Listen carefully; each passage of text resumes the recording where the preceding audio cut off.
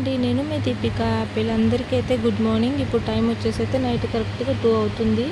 So 2 o'clockకి ఏంటి దోశ పోస్తున్నాను అనుకుంటున్నారు కదా. ఓకే, మీ అందరికీ ఆ డౌట్ రావచ్చు. కానీ మా తమ్ముడికి అయితే ఇప్పుడు ఆకలి అవుతుందంట. సో అన్నం అయితే తినను కానీ దోశ అయితే తింటాను, దోశ చేయమన్నాడు.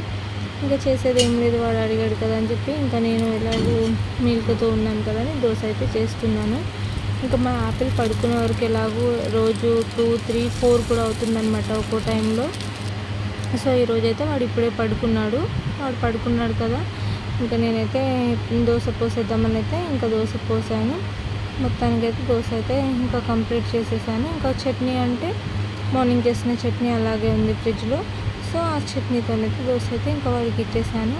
టోటల్గా అయితే ఫినిషింగ్ టచ్ అయితే ఇలా వచ్చేసింది, చట్నీ ఉంది దోశ.